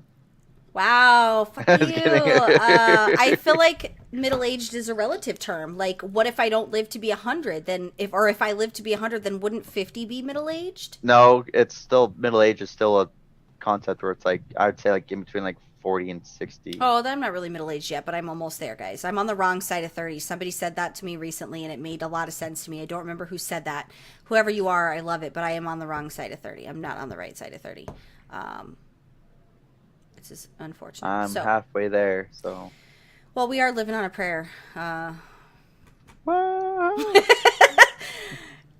You can only be our friend if you get our jokes and can finish each other's sentences with songs when it is appropriate, guys, because that's how we roll. Ram, that was amazing lore, and I want you to know, if those of you that are watching the YouTube, if I look like I'm not paying attention, I actually am. I was doing my grocery list for tomorrow, but I was paying attention, which is why I randomly give him eyeballs when stuff is happening, because that's how I learn my lore, is through his segments, so.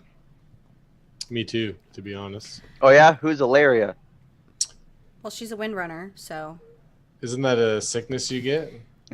That's malaria. Oh, my bad. There's actually several that fit that rhyme scheme. She's the sister, Sylvanas and Valrisa. Valrisa, right? Mm-hmm. Took the words right out of my mouth. The only reason I know that is because when Lycan did lore, he talked about both sisters and how they were missing or some junk. And, like, nobody knew where Valrisa, is she still missing? Like, nobody had heard from she's not leading, but she's part of the Silver Covenant. It was about how she was missing for Draenor, ? Like, there was no mention of her, where she was, which I think in part of the RP on the Vindicar, like, isn't Alleria saying, like, hey, I've been to this place, like, they're talking about, I don't know, guys, I don't know what I'm talking about. Well, on the Vindicar, the Valestra is telling Alleria about what's going on with Sylvanas. And where now she's a raging bitch. Oh, yeah. Well, she's the queen of the undead, so there's that. You don't have to be a bitch to be the queen of the undead. I agree. She looks super hot naked, though, I've seen on the Twitters. There's a lot of naked Sylvanas, right? And it just shows up in my feed. The amount I'm going to say is Rule 34. the amount of people that are obsessed with naked Sylvanas is pretty... Well, there's one more now. I'm intrigued. It's insane to me because these are cartoon characters, right? These are not real people. And when I say that, I mean, like, I don't know. It's weird that guys get turned on by cartoons. I'm just gonna throw that out there. If you're one of those guys, I'm not knocking your hustle, guys. Handle your scandal. But, like, it's just weird to me that people, like, I said you as if it was Gemma, but I don't know. It's just weird to me. And I said, well, like you were talking to me. Like, I appreciate my warlock's butt. I was riding my husband around on my mount, giggity, and he had made a comment when he had hopped into the boat about my warlock's butt. But I don't know. It's I thought you were gonna say your mount's kind of roomy. When people say, how hot. I don't know. It's bizarre, guys. It's just bizarre to me. I'm not judging. It's just bizarre. How bizarre. It's bizarre that you are turned on by a cartoon, as it were. But it's whatever. I guess it makes sense. Anime. 60% of our audience is Anime. like, what do you... Anime being what it's just weird to me. Like, I'm not ever like, oh my god, Varian's so hot. Like, women are just very different than men are in that regard. We're not like, I just got a lady boner because I seen Turalyon with a shirt. Like, women are just, maybe the women I know are not like that. But like, I want to say, you obviously haven't been paying attention to the World of Warcraft group, because, like, there was, like, a whole bunch of people calling Illidan Illadaddy. That's so gross, though. Illidan isn't even cute. Like, of all the fake cartoon people to be attracted to, it's just, I don't know. I'm not that girl that's like, what I would do if this was real. Hello, it's fucking weird that you're attracted to a cartoon. It's a little weird. Anyway, I'm just kidding, guys. It's just not my get down. Like, I prefer. Oh, she's judging you. I prefer things that I can physically. Even if it's like a star, obviously, I'm never going to sleep with somebody like, Kate Hudson. But it's more of a possibility than me having sex with, say, Sylvanas or Illidan. Like, they're not even real, bro. You just haven't imagined hard enough. Imagine. Not taking a ride on that reading rainbow, guys. That's just weird. So, moving on, for my Bell's Bites, guys, I want to talk about some things that are bothering me. So there's a lot of stuff spoilery that was posted, and it's not just the one website. There's 2 websites that data mine, in case you guys are unaware. So with that in mind, my rant is data mining. Now, let me tell you the great things about data mining. Data mining gives us a lot of what we need for us to be able to help you guys, right? I make a living. When I say make a living, we don't get paid for this, but I do what I do for my side projects off data mining and being able to get that information, and it provides a great service. But I want to tell you, this last week I've been so fucking irritated with data mining that I wish to God Blizzard would shut this crap down. I'm gonna tell you why. Nothing pisses me off than scrolling through my fucking newsfeed and seeing that Wowheads posted fucking spoiler pictures of stuff I'm not even gonna mention, guys, but you guys already know the picture I'm talking about. Maybe I don't want to see it on a website. Maybe I want to wait until I'm in game. Like, the point this last week is even me looking through the news, all this audio that they've data mined of conversations that are happening that are huge fucking spoilers. Huge spoilers, guys. Yes, it's labeled spoilers, right? I don't have to click. But people are curious. You're going to click, you're going to see, you're going to go, you're going to do, because it's there. I think stuff like that should be illegal. I don't think World of Warcraft should allow these websites to be able to do that. Now, I'm not going to call anybody out specifically, but you guys already know the 2 websites I'm talking about. It has nothing to do with them personally, but just it's the idea behind it. So, get surprised in game. When is there ever something where we don't know a spoiler of what's going to happen in the path that we're going to take? The only time is when we don't know the next expansion, right? The second that expansion's announced and that expansion hits beta, major story spoilers. I'm not talking about UI spoilers. I did a fair amount of videos last, when Legion was in beta. I didn't do storyline spoilers. I didn't do things like that. But how frustrating is it that there's spoilers like that, especially the dialogue? It's not enough that you data mine everything else. You have to data mine and highlight the dialogue. Okay, data mine it. Why do you have to show that? And I want to know if I'm the only one that feels that way. Now, some of you are thinking, but Belle, you can just choose to not look. You're right. I've chosen to not look. But now I see conversations where people are talking about it because it's on the internet. It's not a surprise to me. That picture that's on the internet of, what is the place? Silithus, right? I'm not going to talk about what's on the picture. That's a huge thing that I would rather see myself in game. I don't want to see it on a fucking website. I don't want to hear data mined conversations that are happening in raid dialogue or that are happening in a quest line that tell you things that are coming to fruition. I want to experience that myself. So I want to know how you guys feel about the whole data mining. It's never really bothered me until this last week. I just thought, fuck, can't WoW have any secrets? Can't there be a time when we don't know the story? Where we don't know what the fuck is going on? Like, can't we just be before the data mining, when you didn't have that information, where you had to watch that stuff. Now, World of Warcraft does a good job. They lock a lot of the cinematics in PTR, which I appreciate, because I have to go to PTR. It's what we do for a living outside of my real job. I have to live in PTR. And I spoil a good amount of things myself doing information for you guys. But this Silithus and the audio that was pulled, like, I am so annoyed. Now, I want to know how you guys feel. I want you guys to tell me how you guys feel. I'm not knocking any websites. So before people hit Twitter and was like, oh my God, Belle's insulting people. It's not about that. It's about, I think these guys that do these data mining should have some fucking scruples and should know when to not. That's really what it's about. You want to data mine for quests. You want to data mine for items and things and stuff like that's great. But I think that they should have a stopping point when they don't. And I feel like we're the age of World of Warcraft where we're so information driven that we forget to just enjoy the fucking expansion and actually have a good time from patch to patch. That's what I feel like. We're always looking for the next data nugget, and it feels a little bit like we're addicted to crack. So I want to know what you guys think about that, and I want to know if I have a valid issue in kind of stating how I feel a little bit here. Now, so comments on the show. If you're an audio-only listener, send me an email, bell@pwnecast.net. I want to know what you two guys think. I don't like it. I mean, I don't know the picture in the conversation you're talking to, and that's just, I guess, my personality off the show. And when I'm out of game, I'm usually, I mean, I was gonna say checked out, but that's the wrong word. When I see spoiler alert, I can usually avoid it. And you don't go to the websites and do all that stuff like we do. Exactly. Anyway. Yeah. The PTR changes and a lot of that stuff. So I'm not really looking for it. So I'm lucky in that sense that I'm not getting it spoiled. But obviously, I don't like it for all of the reasons you mentioned. I don't know if the answer is no data mining at all. I don't have an answer. But obviously, a lot of Warcraft people or players, are not okay with having spoilers, right? So from that standpoint, I don't like it. Because how do you unspoil a picture? Like, because the argument, people are going to comment on the show and they're going to say, but you don't have to look. How do you unspoil the picture of Silithus that I saw? How can I unspoil that? Because it shut up in my fucking newsfeed. Is there a way to unspoil that? Because I don't know if there's a way to unspoil that, because I'm pretty sure it's there. My only other option is to not follow these websites that post shit like that.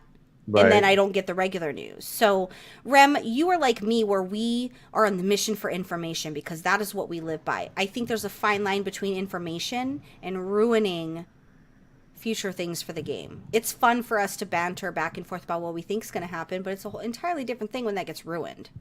Yeah. No, I completely agree on some points, and I'm on opposite on some. Examples? Like, for instance, I'm opposite on the whatchamacallit, on blocking all data mining. Agreed. I think it should be segmented. I thought you were on. I'm confused then. But anyways. Yeah, no, I don't think they should block all data mining. I think things like that should be a secret and a surprise for gamers. But there's a very... should be. In my opinion, there's a easily defined line on what they should post out to public automatically on PTR or data mining, whereas stuff like the Silithus map update and... Oh, I did see the picture. And that's really just like... I saw the picture. Sorry to interrupt, Bram. Yeah, I look at it as the same thing as when they're talking about random shit. Like, I want to hear about the news, whereas like, oh, we're going to cut all this information you need, and we're going to go to this car chase. It's like they're so focused on that stuff that they're not focusing on everything else. We don't need to know all the spoilers. I mean, I personally go to most of them because I like to know what's going to happen. But you see it. And once you see it, you're not going to not click. When you hear that there's audio drama between... or you hear a conversation that's foretelling of something, you're going to click on it because that's your type of personality. You're not just going to not click. I mean, I can watch I can go know the whole plot line for the entire next expansion, but I'd still enjoy going through it on my own. I miss the element, and I don't want to shut down data mining completely, but I think that something should be illegal. And if Blizzard doesn't want to mandate it because they feel like they don't want to fight with these websites that do that, I feel like as these websites, you have a responsibility to, yes, give people information because that is what you're good at. And I love those parts about you. But I feel like you also have a responsibility to stop ruining players' experiences. And like you said, Rem, not everybody feels the way that I do. You can have your experience ruined and still be able to experience it in game. But what a time we would go back to if we didn't have this information before it was available. If we didn't know, now I know there's going to be something that happens on Silithus because there's a fucking map that didn't get labeled spoilers before it was posted on the internet by these websites. So I don't get mad very often, guys. I've been very laid back and I've been very chill and I haven't really ranted. And I've been pretty easy, happy-go-lucky because I've been really busy in life to really not give a crap. But I just was really... I miss the times of surprise, and I wish that these websites would be a little bit more ethical in their practices of information because they have a responsibility to, they really control what we see. I feel like if I was them, I wouldn't have let that stuff be on the internet. But that's just me, guys. It's like Doesn't mean ruining I'm a right. movie Well- that you want to see. I think they just need to go through more extensive ways of labeling and blocking if it's a spoiler. I think Like, they shouldn't same be thing- posting it. Why tempt people to look at it? People are going to look. It's human nature. It's like driving past a car accident. You stop and look. You slow down and look no matter how bad you say you don't. I think they shouldn't be giving that information to people. Does it improve the quality of life for people that they ruined the Silithus map? Did that help people? All it did was put me in a bad fucking mood when I was in the bathroom because I was scrolling and I was like, really? So You got me indifferent thinking. to it. I'm looking through the Warcraft group to see if a lot of those or any of those spoilers are in there. But it's like ruining a it's movie. the websites that posted them on their feed. They didn't Right. even hide the image. It was their main image for their post on Facebook. And it was both websites. It wasn't even just the one. It was both. That's And I'm like, what I was just saying. Like they need to go through a more extensive way of, excuse me, blocking that kind of make stuff. people have to look for that maybe or something. I don't really know what the solution here is, guys. And I keep in mind, it's just when we've been doing this as long as we have, and me particularly because I've been doing it a really, really long time, sometimes I don't know. It makes me sad. It makes me sad that World of Warcraft can't really surprise. They have to go through these secret puzzles to surprise people that people have to try to figure out, right? Like that's the lengths they have to go through now. And we don't even get that anymore because the secret finders are on that shit. Well, so on that kind of note, you don't watch Game of Thrones, either one of you, but so the scripts for the past season were actually released on the first episode. Like someone I was heard able to that. release all that, and so we knew the plot for that whole season. Whereas now with this new season that they're shooting, they have like 4 or 5 different endings written, and so no one will ever know which one is actually going to be aired. They If could I do was that. Blizzard, I would throw a bunch of random shit. Well, that's what I'm saying. That's what they could, like, when you ever, whenever you're gonna go sneak into a base, you always want to have a diversion. So what Blizzard can do is kind of inflate all the, like, usually what they do when they remove something important, they kind of get rid of unnecessary shit. So it's like, oh, we're just People are fixing going all crazy this. thinking about it. Yeah. But I'm So sure well, they could just they just inflate it with a bunch of other shit, and so I mean they're gonna find it eventually. But I'm sure they have a bunch code-wise of other Blizzard stuff. could suppress them pulling certain files. I have a feeling that could be done. I live in the tech industry, so I'm pretty sure that that's a possibility. If you pull this file without this code word, you get a virus. Like, I feel like there's a way, but I feel like Blizzard doesn't want to stop that. I think Blizzard likes that because it's free promotion for them, and they don't have to host all these things. No, I know they that don't not Blizzard- like data mining. I know that they get annoyed with the data mining, and I would think they would be even more annoyed. These teams that work so hard to entertain us in new patches and new expansions, for it to just get, I don't know, guys. I don't really know what I mean. I'm hoping Spoiled. there's other people that just feel what I'm feeling, because it's starting to become the point where I'm becoming very bitter with these sites data mining. Like, it's making me very bitter, and too many people love it for it to be a thing where people can band together and be like, hey, maybe That's you guys could just kick back. That's what I'm saying about the car chase. Everyone wants to watch the car chase. Yeah, we're busy giving them $1 They a need month to to not stop have ads on our browsers. They need to stop putting the spoilers on the pedestal. Agreed. Do you think that this or these type of recent spoils are the worst that we've seen It in is a the while? worst I've seen, Worst? because, like, the Silithus thing was not even a spoiler alert whatsoever. It was just, here's this map, and I'm It's- like, Definitely worse now because, like I said, they're really portraying it in the limelight. They're making it their main focus, whereas it should be, if there's a spoiler, if you want to see it, you have to go here instead of putting on their main page, because you can't block that shit on Facebook. And I want to tell like these the sites, images your and all guys' that. sites are great. People go to them, they use them. I know you guys you're covering your costs because you're charging $1 for premium to not have ads. I have ad blocker. I don't see your fucking ads anyway. I get what you guys are doing, and I appreciate that you're bringing this information to people. I'm not knocking your hustle, guys, at all. I'm not knocking the hustle. I just wish you would just give a shit a little bit more instead of just throwing out all this stuff. You're just regurgitating shit that you data mine. I just wish you would take care in what you put out there and what you don't. But ultimately, you know, it's one person how I feel. It doesn't make me right. It doesn't make them wrong. It isn't a hate or a, you know, it's a frustration coming from a gamer who loves this world and who looks forward to some things. And yeah. Obviously the listeners are going to give us their opinion in the comments, which is great because we want to know how they feel. But I think a lot of people feel the same way as you. You're not alone. I hope so. And I feel like Blizzard will learn. If it's that big of a spoiler, Blizzard will learn from this. People will never sure. band together against these conglomerate websites because they do too much, and people are Captain Save-A-Hose these days. When people talk shit about these two specific websites on Twitter and about their malicious adware and all that other stuff, I see these Captain Save-A-Hose grab their fucking capes out of their drawers and go running down the road, taken to the Twitters to defend their fucking honor because, God forbid, the evil internet hurt their feelings. Actually, on that part, you had like one Captain Save-A-Hose to like 10 mobs. So there was actually that was actually a huge backlash on the forums about that. Yes, there was, but I just feel like I don't know. They'll learn. I think they'll learn from it. I feel like I'm Jamba Juice, or I feel like they're Jamba Juice, and I'm Super Fruity, and I'm going up against the man. That's how I feel. I love that Rem gets my reference. One of my favorite movies of all time because I'm a huge Tina Fey and Amy Poehler fan. Anyway, 5 points to those who know that movie reference. If you know that movie reference, comment below and let me know how you guys feel. I'm not going to say I'm overreacting because I'm allowed to react how I want to. There's no overreacting with my... I say that sometimes. I don't feel like I overreact because it's how I feel, but I want to know what you guys think. Good, bad, or indifferent. If you don't agree, that's okay. We can coexist and not agree. Well, trust us, we've seen you overreact, and I don't think Rem and I feel that you have. I don't think you have this I do overreact. episode or this rant. It's okay, I do too. I'm a chronic overreactor. Why is there no fucking toilet paper?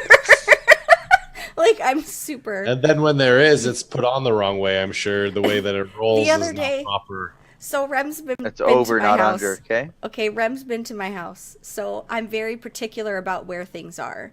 So in my kitchen, I have the part where the clean dishes on the drying rack when you're washing them real quick are, and I have the part where the dirty dishes are, and then the island, right? My island. There should only be 2 things on that island: the roll of paper towels and the bowl that the bananas go in. Right? I have a glass bowl that the bananas go in, or whatever random like bakery item I get from the grocery store that week. It goes on the left side. I don't like cups and things to be on that island. The cups go on the left side of the sink. I'm very, very particular about it.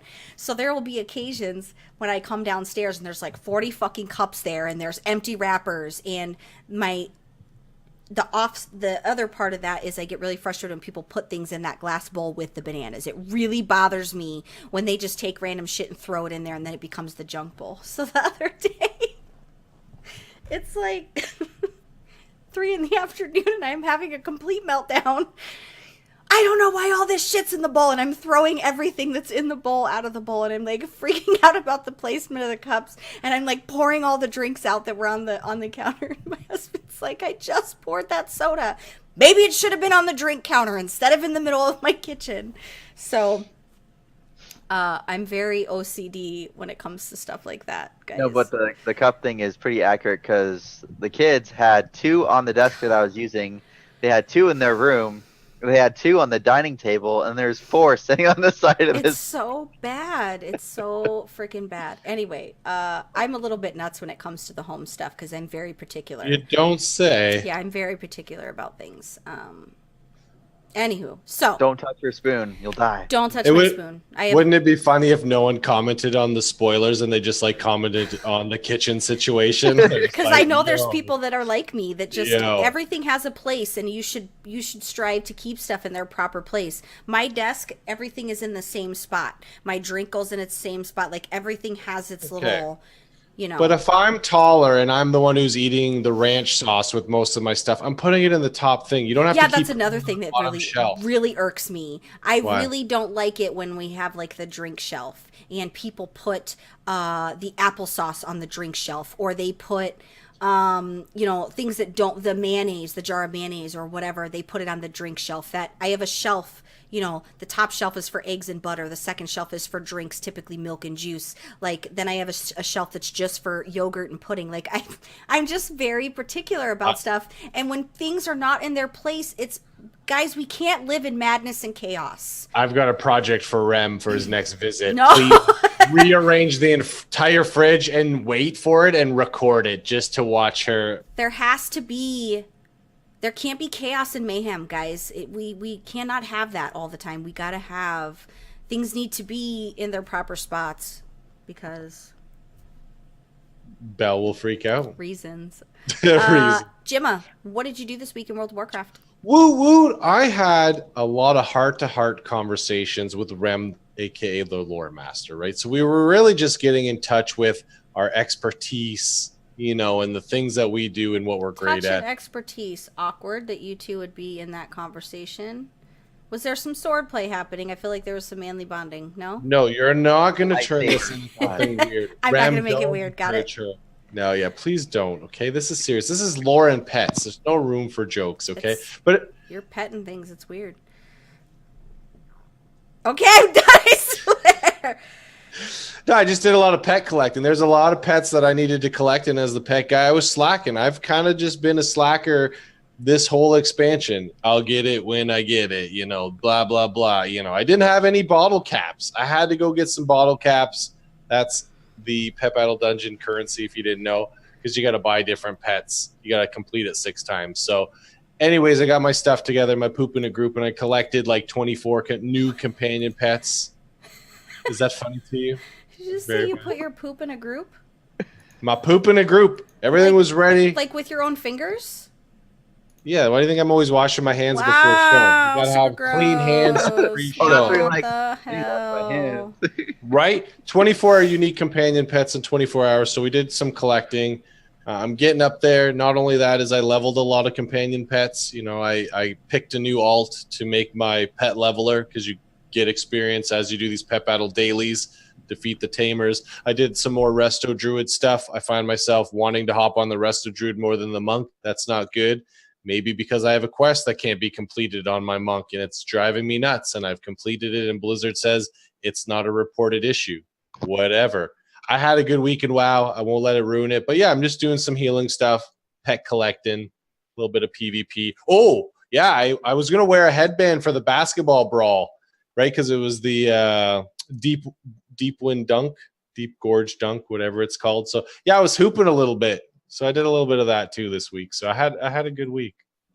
Yeah, I was wrong about that last week, but the website told me, and I hadn't been in game to check. Yeah, but no, the- it showed the time frame for it. Yeah. Yeah, so it is the following one is according to the in-game calendar, which is what I used. Right. That's so, okay. Yeah. Ball till you fall. Yeah, Super weird. I totally got you. understand. Yeah. I got you. Did you play Rem, WoW what this about you? week? What did you do? Like I said, my little introduction, I got the challenge mode appearance for the Mage Tower. I was super excited to get that one because when they were doing the data mining of all the priest dagger appearances, the one that you're able to obtain from that was the one that I actually wanted, and I was finally able to get it. And then there's different color variations, and so I went and we killed Jaden again for like the 3rd time, and I got the appearance for it, and it matches the absolution gear perfectly. So I was super excited about that, and it was kind of like a laid back week, especially since I got the the challenge appearance. I think it was on Wednesday or Thursday. So I was You've like, changed. I kind of like laid back and didn't do World Quest for a day. And I was actually playing the Warlock. Have a little Warlock at 33, and enjoying that a little bit. We'll see if it actually levels up all the way, but a lot of miscellaneous stuff. I'm super excited about the challenge appearance. Yeah. Congrats. I have not done my challenge appearance. I will do it sometime in the near downtime future. It's just not. I don't have the patience, guys. I don't have the greatest patience in the world. So that is something that I'm just not into right now. But I will, because I feel like you should do those challenges and you should complete them. And I feel like that it makes you better at your class when you do those kind of things. But I've got like 2 attempts, and it was like the very first time the Mage Tower was open. It was like 2 attempts. So Especially with your gear. Yeah, you after the second easy. time, I was like, fuck this, I'm out, because it reminds me of the Green Fire, and I spent 62 wipes, 42 wipes. I think it's 62 wipes. But Blizzard needs to make a lot more things like this. Players need to be frustrated, and players need to Agreed. not be able to complete things because it's too hard. I 100% agree. I think there should be, especially class-specific stuff. I really like it when they do class-specific things. So, yeah, I agree. My weekend WoW was not as much as I would have wanted, for no other reason other than the weekend I was just tired and didn't want to get up. Like, I was just like, I'm just going to lay here and watch TV. I don't really want to feel the need to get out of bed.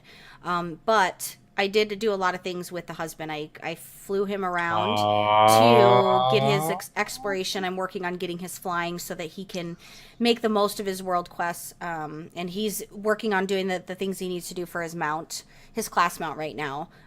He finally was able to do an invasion after 3 days of trying to get an invasion. It's really shitty that Blizzard hasn't fixed that, and that the Legion Fall stuff is gated behind that, hoping that you can be online in the time frame. Oh, that invasion. I was like, yeah it's really annoying that that's still a thing. Blizzard should really fix that. If anybody at Blizzard listens or cares, you should really consider removing that because you have to do the Legion Fall stuff. Blizzard should consider removing that, because it's stupid that he had to wait literally 3 days for an invasion to be up during there was one at like 5:30 in the morning, which is great. Like, it's whatever. I guess it's not really current. People are still going through. They're pulling their alts through these things. For my husband, it's his main. He hasn't done any of that prerequisite stuff. He's got to do it on his monk so that he can bring I think he wants to level his paladin, but. The two of you talking about Warcraft is so cute. He doesn't annoy me this time around. Like, previously, when he would ask me questions, I would get annoyed, because as my husband, you should know these things. Like, I do this for a living outside of my real job. I wonder why he stopped playing. He should be the smartest person when it comes to World of Warcraft, because of what I do for a living. But he is not. But I guess if you have a wife that knows, I'm not going to say I know everything about WoW, but I know the things that I need to know.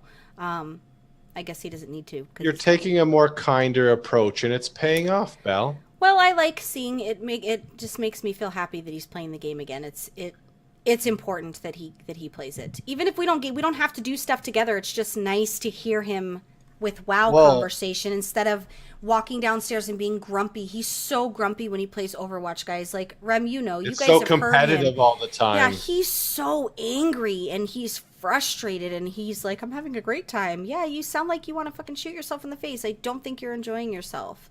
But it's nice to see. And I've had fun helping him this week just do stuff. Aww. And he had a week in WoW. He just got a legendary before the show. Grats to him, right, Rem? He did finally get after a week of trying to get his legendary, he did finally get one. And I actually started reverting back to that because they have 2 tunes that are maxed out that don't have 2 legendaries. They only have 1. My druid and my shaman. I think I finally got a second legendary on the hunter. Boy, did that second legendary make a difference. I bet. Yeah. Damage wise, you mean? Yeah, just in overall, yeah, sure. I feel a little beefier. But yeah, I've been just doing random things. I pulled the monk through the Argus stuff, and another mini rant. I think it's bullshit that I have to unlock the world quests on the monk when I already have them unlocked on my main. I don't want you to have to force me to do all that questing on every single alt that I want to bring through Argus. So I'm going to implore Blizzard to maybe Yes, I know the beacons are there. Those are account wide. Yes, I know the Crucible is account wide. I think it's frustrating that I have to do the quest to be able to jump on and do the fucking world quests. I don't have time for that on 7 alts to pull all the alts through Argus like that, like we did with Legion Ball. Don't ban Blizzard. But I'm going to do it anyway because that's what we do, right? Like, it's not like I have anything better to do. It's not that big of a deal, but I really wish Blizzard would reconsider the world quests. Like, yeah. I don't agree with that, but okay. You think you should have to do all the Argus quests to unlock the world quest for each of your tunes? Yeah, you have to go through the story to unlock the world quest. But you go through the story on your main. Why do you need to regurgitate the same story you just went through? through? Now we got to pander to everyone and make sure everything's... No, it's not even about that. It's about, like, it's about pandering. I could see... I don't want to take the time with 7 It's the end of the expansion. It's not the end of the expansion. Says who? Says me. She's telling you. So you don't feel we're gonna be in Antorus for another year. You don't feel like it's repetitive to have to do the same quest lines? It's repetitive as hell, but I mean, I'm gonna do it. I'm not saying I'm not gonna do it, guys. This isn't me saying I'm not gonna do it. I'm saying I wish there was a better way. You're gonna waste. I agree with that, but I mean, I would like to just be able to start doing the world quest right away and then do the questing at my leisure. Instead, when there's like Army of the Light Emissary up and I haven't brought an alt through that specific day, I have to go and rush, and which is fine. This is the least of the concerns, to be perfectly honest. This is more of a gripe more than it is a rant. More of a wish this was different, but I'm okay that it's not. I mean, we have a lot of shit to do, guys. Busy time. So that's pretty much what I did in World of Warcraft. I'm really just tired from life, to be perfectly honest. Life is just really kicking my ass. You're doing good though. Yeah, I just need more sleep.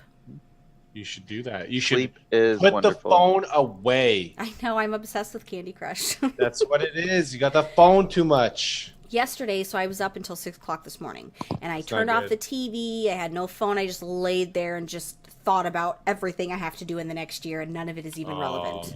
And my husband said, "Didn't you have coffee yesterday?" Yeah. I have coffee every day. It was the coffee? Okay. I had... Starbucks has the miniature espressos, right, in the can. It's just a little tiny, quick little shot of espresso. Oh, yeah, those, yeah. They have one that's Cubano, and it's just... There's no cream. It's just coffee and a little bit of sugar. And it's super delicious. But I didn't realize it was espresso, and I drank it at, like, around 3 or 4. And espresso is like, guys, that's like... You might as well shoot it intravenously at this point because it's espresso. So I think that was part of why I couldn't go to sleep. I took 4 melatonin and drank sleepy time tea at 3 o'clock this morning, and it didn't do anything. Is that safe? Probably not. I'm sure. It probably wasn't, but yeah, my body wasn't having it. I just laid there and laid there and laid there and laid there and laid there and just... Son of a... Yeah, it was a pretty bad day. But, yeah. So, guys... You know what helps me sleep?